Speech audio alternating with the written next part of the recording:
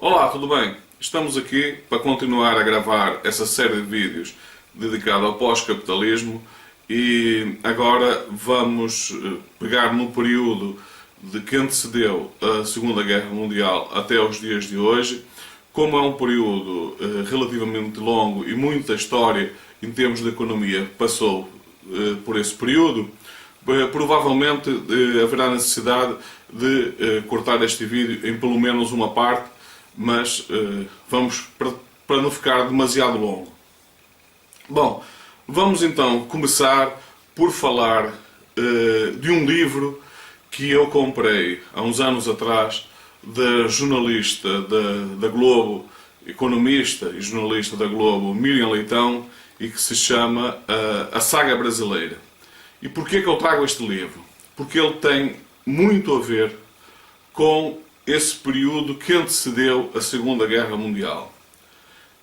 Nesse livro, Miriam Leitão fala, e foi a razão que me levou, logo que eu soube da saída desse livro, comprá-lo, porque eu tive sempre muita curiosidade em entender como é que o Brasil, estando durante anos com problemas de hiperinflação e vários planos, várias tentativas de resolver o problema, alguma delas com economistas bastante respeitados, caía-se sucessivamente em fracasso e de repente um sociólogo como Fernando Henrique Cardoso chega ao Ministério da Fazenda e consegue criar um plano e que resultou, curiosamente, um plano em que praticamente ninguém acreditava, mesmo a nível, e sobretudo a nível da comunidade de economistas, tudo indicava que era um plano que não iria dar certo.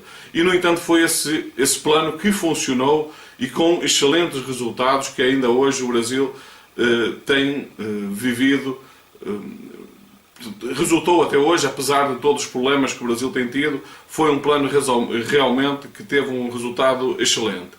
Mas então, e o que é que tem esse plano a ver com esse período que antecedeu a Segunda Guerra Mundial? Tem a ver pelo seguinte: muito mais grave do que o caso brasileiro, com o problema da hiperinflação, aconteceu na Alemanha no período que antecedeu a Segunda Guerra Mundial. A inflação na Alemanha chegou a ser de tal forma elevada que, para vocês terem uma ideia, nesse livro retrata uma história de um jornalista catalão que foi a Berlim. Chegando lá, entrou num café, pediu um café, ficou a ler o seu jornal, pagou o café e foi-lhe cobrado 5.000 marcos pelo café. Passado algum tempo, ele pede outro café e quando vai a pagar já pedem 15.000 marcos. Já estão a ver o quanto, apesar da inflação no Brasil ter atingido valores astronómicos, a realidade alemã era muito pior nessa altura. E outra coisa que me chamava a atenção era o facto, como aliás há muita gente com quem eu tenho falado disso, de sendo a Alemanha um país com um nível cultural tão elevado, e já nessa altura era um país que estava, em termos culturais e de formação, estava à frente da maior parte dos países do mundo, como é que esse país deixou-se cair com um discurso populista como Adolf Hitler? O objetivo não é falar o que levou Adolf Hitler ao poder, porque isso já foi dito no vídeo anterior, mas, sobretudo, como é que Hitler chega ao poder e depois de chegar ao poder, e até ao período em que ele revela o seu objetivo, a sua popularidade só aumentou e conseguiu algo de extraordinário, que foi se tornar popular e ter sido tão bem aceite por todas as classes sociais. Numa fase inicial, quando ele chega ao poder, ele é sobretudo rejeitado pela elite alemã, mas a partir de determinada altura, até mesmo essa elite se rendeu ao movimento nazi e ele consegue atingir um índice de popularidade enorme na altura em que a Alemanha resolve ir para a guerra. De tal forma que os alemães não acreditaram, até que se tornou evidente, que o objetivo de Hitler era aquele que a história veio revelar. E então o que acontece é que Hitler consegue algo extraordinário. Quando estou a falar Hitler, não quero dizer que seja o Hitler propriamente a figura dele, mas foi o governo nazi. Porque eu sinceramente não acredito que, em relação àquelas políticas, até pode ter sido inspiradas em algumas das suas ideias, mas que a política económica que a Alemanha seguiu nessa altura tenha muito a ver com o Hitler em si, até porque o foco do Hitler, como toda a gente sabe, era outro, completamente diferente. Mas a verdade é que, a partir do momento que o Partido Nazi chega ao poder, apesar de todos os aspectos negativos que teve, e foram muitos e extremamente graves, eu costumo dizer que o Hitler perdeu uma oportunidade extraordinária de ter ficado registado na história como um grande líder, como, por exemplo, Roosevelt, e que poderia, até no caso do Roosevelt, ter sido ainda, ter tido uma imagem ainda melhor, caso não tivesse morrido em 45, já que ele tinha um plano pós-guerra que iria fazer da América um país totalmente diferente, para melhor do que é hoje. Mas, infelizmente, ele morreu e, quanto a isso, não há nada a fazer. Mas então, vamos falar em relação a essa questão de Hitler. Quando Hitler, ou o governo nazi mais propriamente, chega ao poder, a Alemanha vivia um caos económico, como eu acabei de citar. Então Hitler faz uma coisa que é exatamente o contrário, e são esses detalhes que me chamam a atenção sempre que eu vejo economistas e políticos defenderem essas políticas que estão a ser seguidas na Europa, porque a história o que mostra é que essas políticas levam exatamente ao contrário daquilo que se defende que é a melhor solução. O Hitler o que é que faz? A Alemanha, atenção, além da inflação, tinha um gravíssimo problema, que era o desemprego. O desemprego na Alemanha, o desemprego oficial andava à volta de 25% a 26%, o que já é altíssimo, mas na prática ele era muito maior do que isso, e Hitler conseguiu em pouco tempo reduzir esse desemprego a praticamente zero, e com uma política de investimento extremamente forte. Começa a construir autoestradas, uma rede enorme de autoestradas que ainda hoje tem na Alemanha. Hoje a Alemanha é o país com maior rede de autoestradas do mundo, sem portagem inclusivamente. Mas não só construiu em zonas balneares, antigamente até aí só usada pelas elites alemãs, constrói balneários para as classes trabalhadoras. Como eu disse no vídeo anterior em que eu falei do navio que foi dar a volta ao mundo com trabalhadores alemães, essa também foi uma das políticas do governo nazi, levar ao trabalhador alemão, dar-lhes essa possibilidade de conhecer certos aspectos da vida que eles jamais imaginariam, como foi o exemplo então desse navio que faz um cruzeiro por todo o mundo, levando centenas de trabalhadores alemães a conhecer o mundo e a ter privilégios impensáveis naquele tempo. Mas não só, ele consegue convencer Ferdinand Porsche a construir o Volkswagen, que foi um carro pensado para o povo alemão. Aliás, a palavra Volkswagen quer dizer exatamente carro do povo, em que o objetivo era construir um carro de qualidade, mas acessível às classes trabalhadoras, que o trabalhador que o constrói pudesse ter condições de o adquirir. E com essas redes de autoestradas, os trabalhadores não só adquiriam os carros, como poderiam usá-lo a fazer passeios de fim de semana com a família e por aí fora.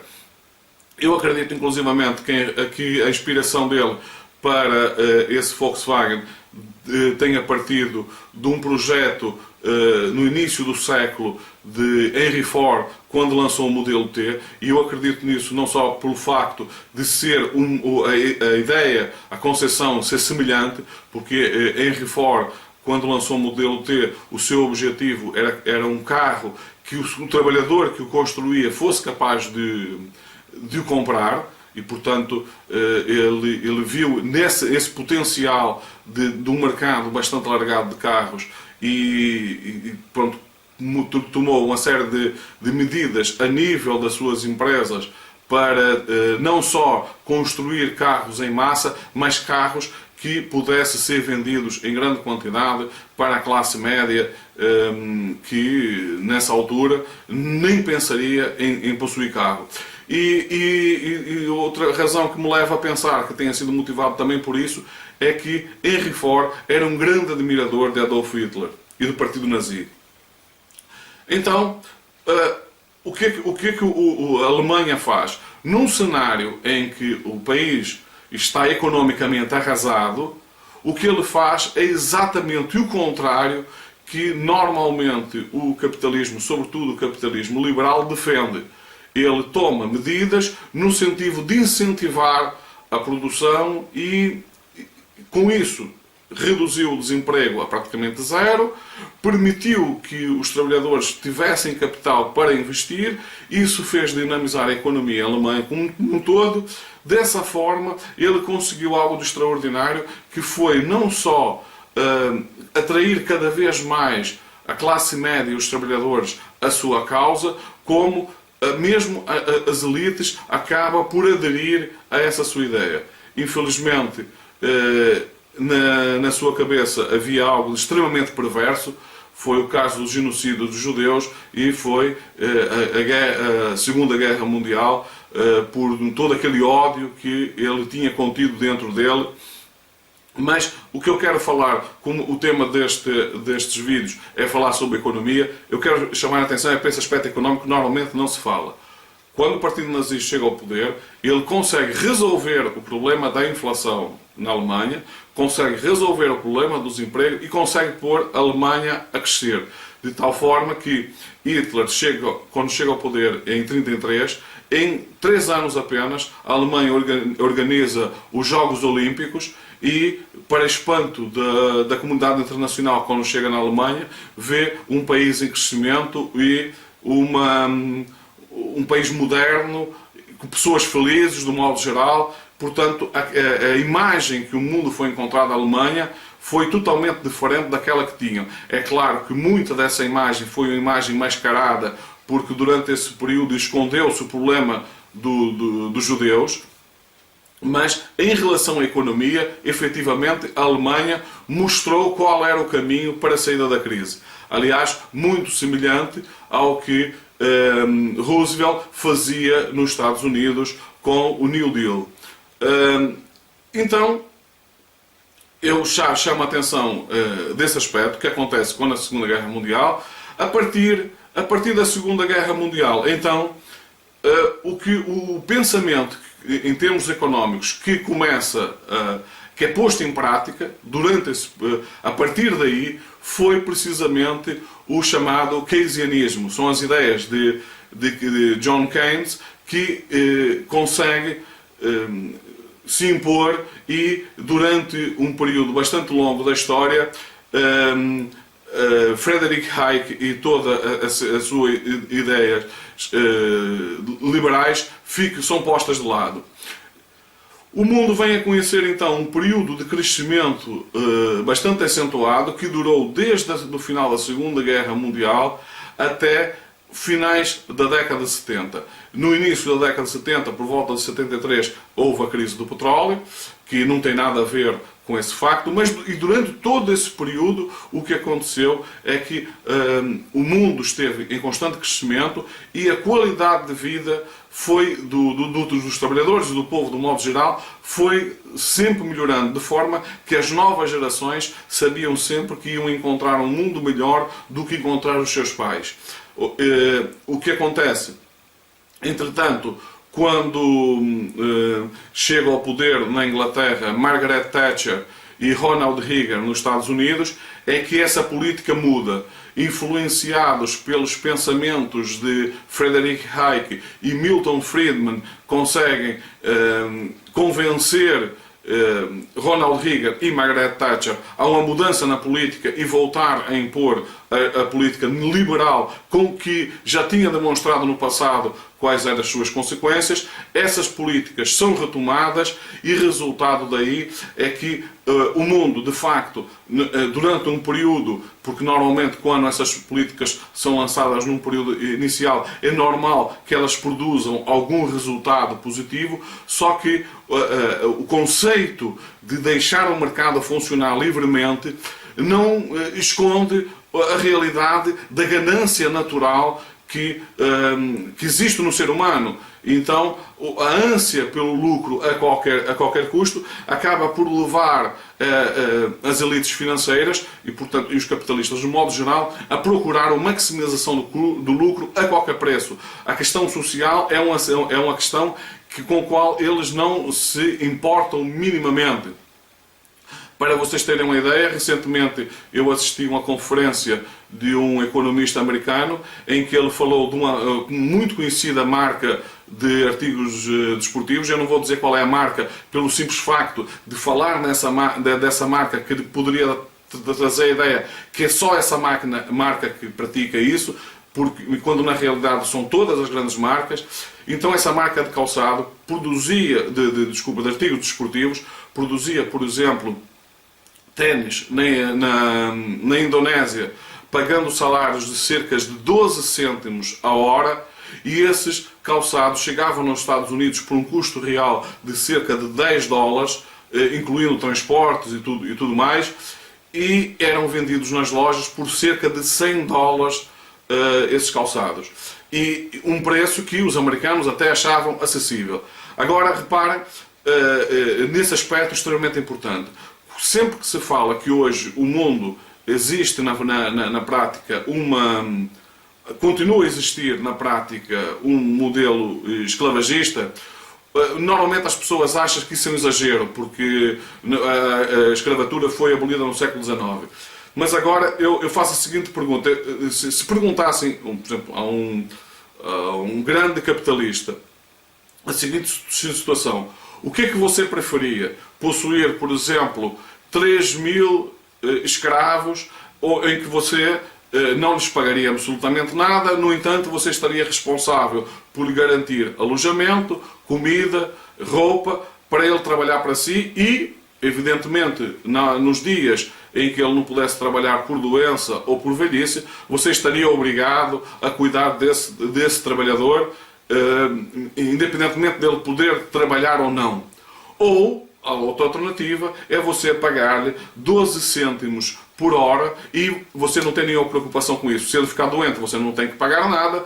Quando eles chegaram a um limite de idade que não possa trabalhar, não é problema seu, e pura e simplesmente esse trabalhador é substituído, o problema está resolvido. O que é que você prefere?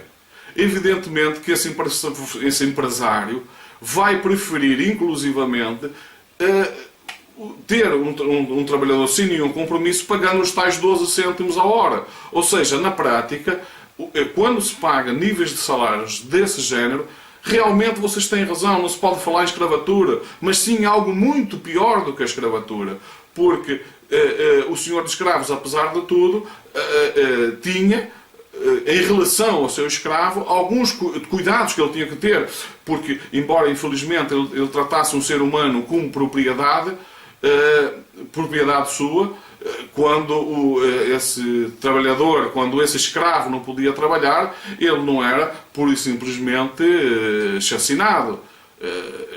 Ele era mantido cada vez a fazer trabalhos mais leves, até quando não pudesse trabalhar mais, ele pura e simplesmente era mantido até ao fim da sua vida.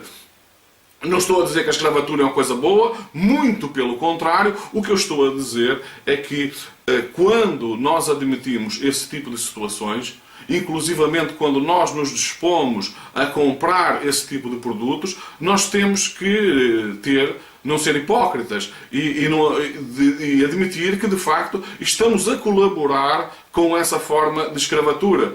Porque dizer-se que, ao levar essa produção, por exemplo, para a Indonésia, que isso está a